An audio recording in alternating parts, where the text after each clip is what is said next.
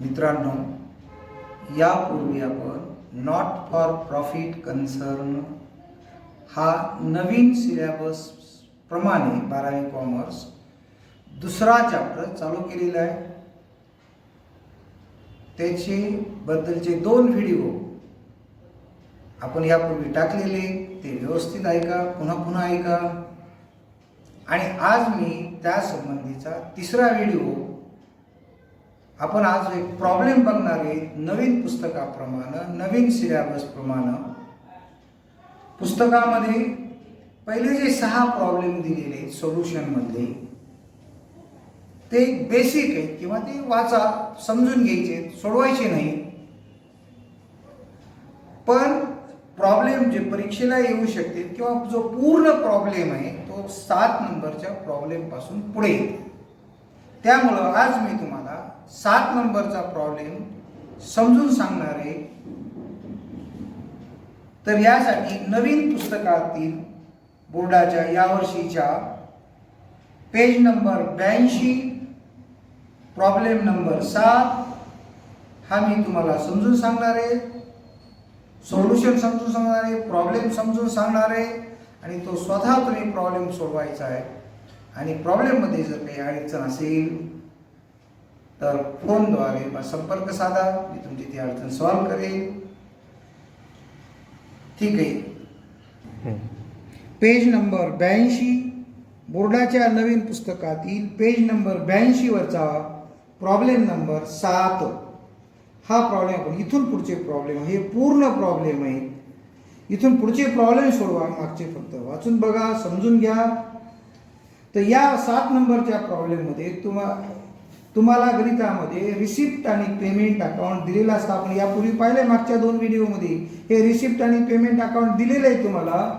आणि वरी सूचना दिली, from the following receipt and payment account and additional information prepare income and expenditure account for the year ended 31 March 2019.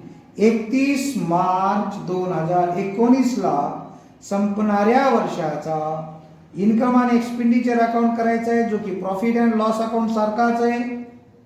आणि त्याच तारखेचा balance sheet करायचा आहे आपल्याला. तर ही सूचना दिलेली असते. गणितामध्ये मात्र रिसिप्ट आणि पेमेंट अकाउंट दिलेलं असतं आणि या रिसिप्ट आणि पेमेंट अकाउंटमधून आपल्याला इन्कम अँड एक्सपेंडिचर अकाउंट तयार करायचं आहे आणि बॅलन्स शीट तयार करायचं आहे. या पद्धतीनं आता गणितामध्ये रिसिप्ट आणि पेमेंट अकाउंट दिलेला असतो. तर रिसिप्ट साईड, या रिसिप्ट आणि पेमेंट अकाउंट हे कॅश अकाउंटच आहे किंवा कॅश अकाउंटची ही समरी असते. कॅश अकाउंट त्यासाठी नियम रिअल अकाउंटचा लागतो. याला रिसिप्ट अँड पेमेंट अकाउंटची DR बाजू रिसिप्ट साईड असं म्हणायचं आणि CR बाजूला पेमेंट साईड असं. पेमेंट म्हणजे पैसे जाणे आणि रिसिप्टचा अर्थ इथं पैसे आले किंवा असा होतो. तर रिसिप्ट साईडला तुम्हाला मी पाहिल्याच्या अगोदर बॅलन्स ब्रॉडडाऊन दिलेलं असतं. हे बॅलन्स ब्रॉडडाऊन म्हणजे ही गेल्या वर्षीची कॅश असते. गेल्या वर्षाकडून या वर्षाकडे सुरुवातीला आलेली असते. ही कॅश गेल्या वर्षीची असते, म्हणून याचा परिणाम या वर्षी कुठंच घ्यायचा नाही. मी यापूर्वी हे तुम्हाला सांगितलेले.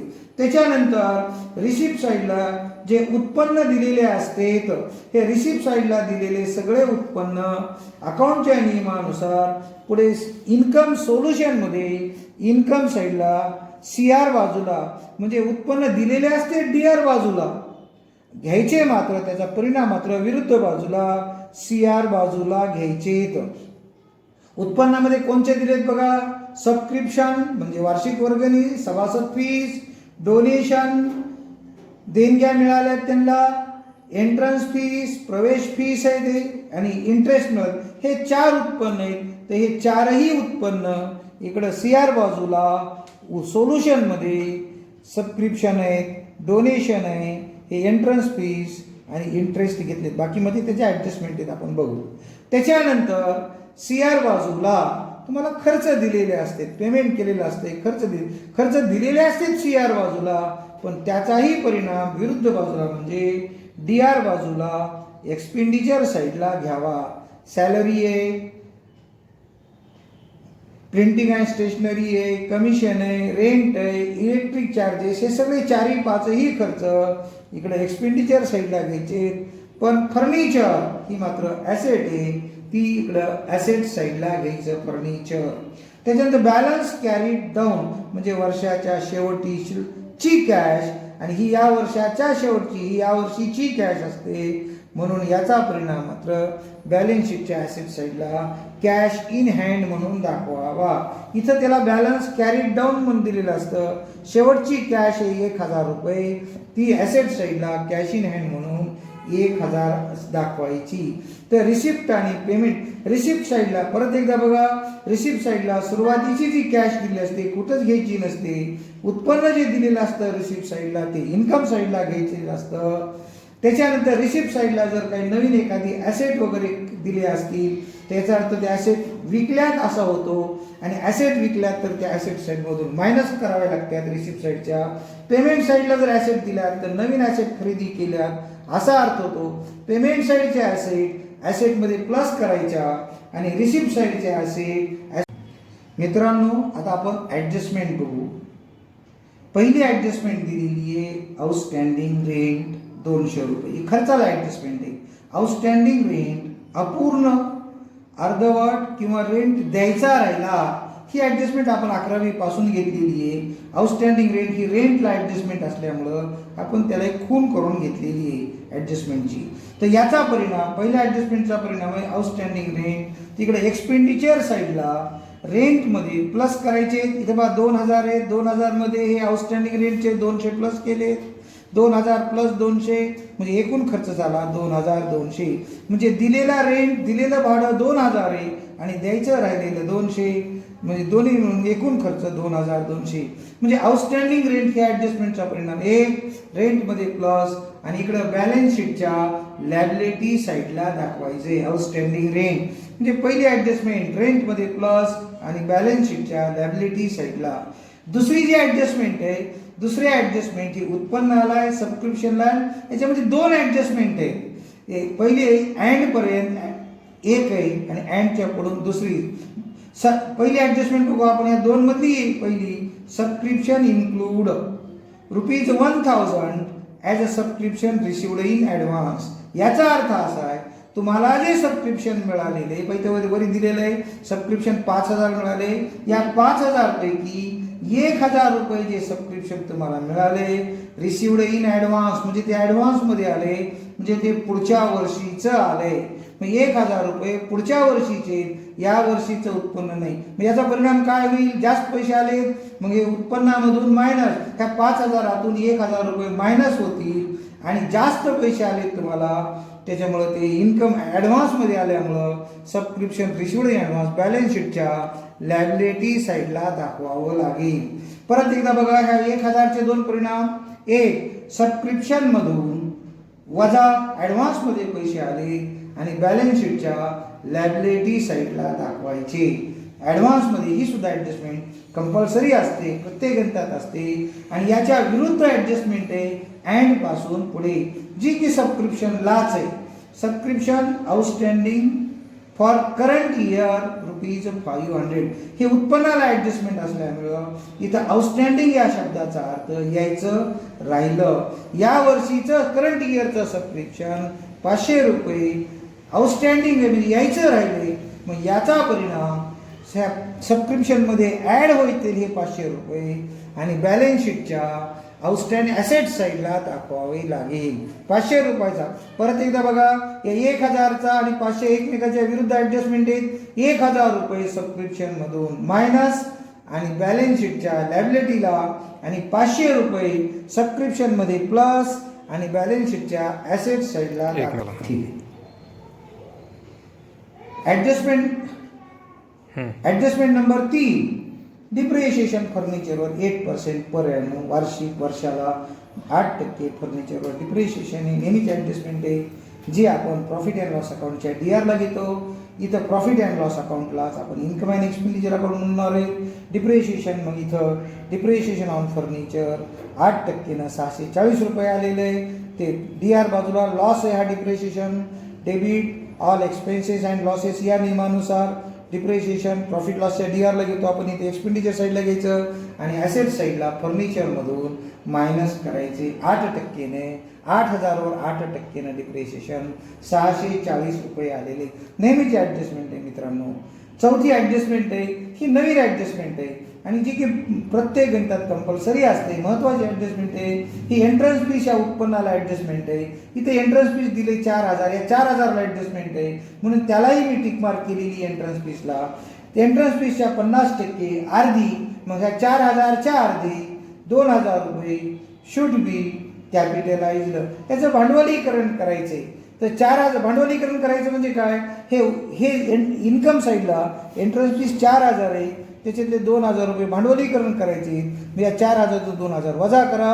उत्पन्न म्हणून 2,000, 4,000 पैकी उत्पन्न म्हणून 2,000 दाखवायचे आणि हे 2,000 रुपये उत्पन्नातून मायनस आणि बॅलन्स शीटच्या लॅबिलिटी साईडला कॅपिटल फंडामध्ये हे 2,000 रुपये ॲड करायचे. तर परत एकदा बघा, ह्या चौथ्या ॲडजस्टमेंटचा परिणाम एंट्रन्स फीसमधून 50% एंट्रन्स फीस मायनस करा आणि बॅलन्स शीटच्या लॅबिलिटी साईडला कॅपिटल फंडामध्ये ॲड करा.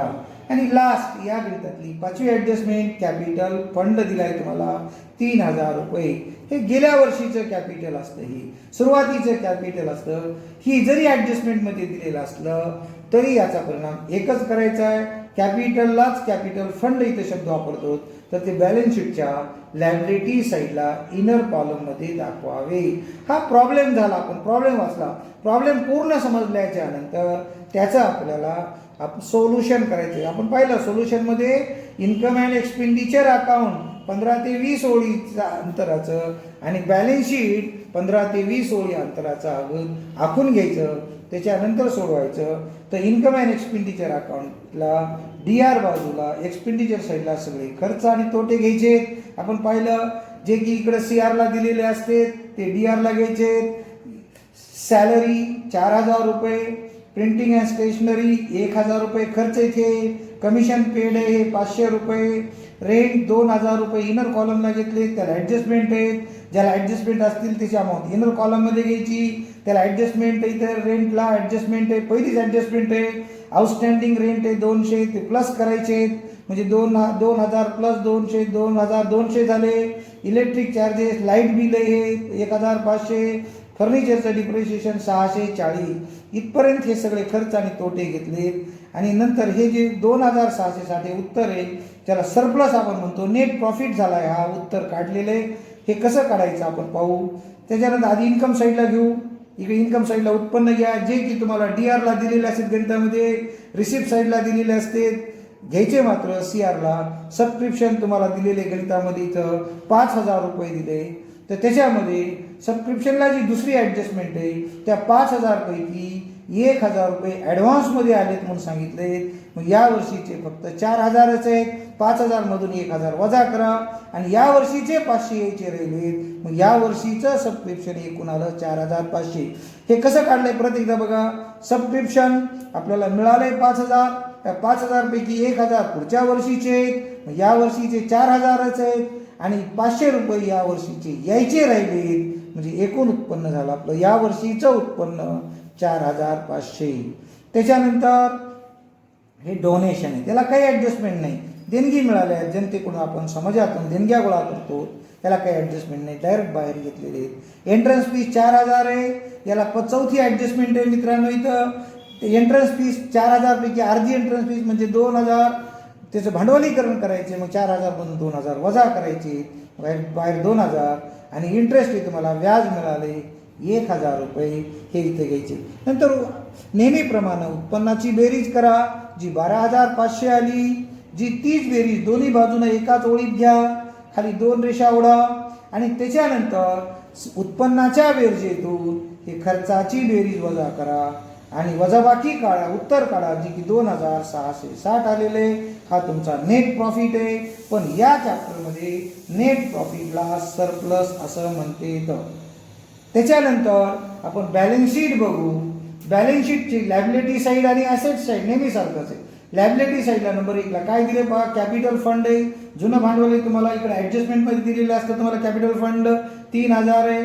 त्यात एंट्रन्स फीसचे तुम्हाला 50% 2,000 ॲड करायचे आहेत, भांडवलीकरण करायचे आहे आणि सरप्लस नेट प्रॉफिट ॲड करायचं आहे.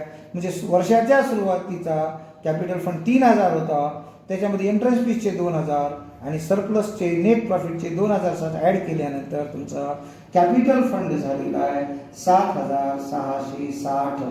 त्याच्यानंतर ॲडजस्टमेंटमध्ये पहिलीच ॲडजस्टमेंट आहे आउटस्टँडिंग रेंट, लायबिलिटीला दाखवतो आपण 200 आणि सबस्क्रिप्शन रिसिव्ड इन ॲडव्हान्स 1,000 रुपये. ही झाली तुमची लायबिलिटी साईड. ॲसेट साईडला या. ॲसेट साईडला फर्निचर आहे 8,000. फर्निचर 8,000वर डिप्रेशिएशन सांगितलं 8%ने. डिप्रेशिएशनची ॲडजस्टमेंट चौथी ॲडजस्टमेंट आहे मित्रांनो. इकडं तिसरी ॲडजस्टमेंट आहे डिप्रेशिएशन फर्निचरवर 8%. तर जे की तुम्हाला 640 आले. फर्निचर 8,000चं होतं, त्याच्यामध्ये 8% घट झाली, 640 रुपये घटले, मग किंमत राहिली 7,360. वजाबाकी करा. कॅश इन हँड 1,000 रुपये आणि आउटस्टँडिंग सबस्क्रिप्शन यावर्षीचे 500 रुपये यायचे राहिले, यायचे ते ॲसेट असते आणि द्यायचे राहिले तर ती लायबिलिटी असते. आणि बॅलन्स शीटची दोन्ही बाजूची बेरीज करा, एका ओळीत करा आणि जी सारखी आली पाहिजे, जे तुम्हाला तुमचा पूर्ण प्रॉब्लेम सॉल्व्ह झाला. हा 7 नंबरचा प्रॉब्लेम हा पूर्ण प्रॉब्लेम आहे. याच्या अगोदरचे प्रॉब्लेम फक्त वाचून बघा, सोडवायची गरज नाही आणि या पद्धतीने हा प्रॉब्लेम सोडून बघा. तुम्हाला काही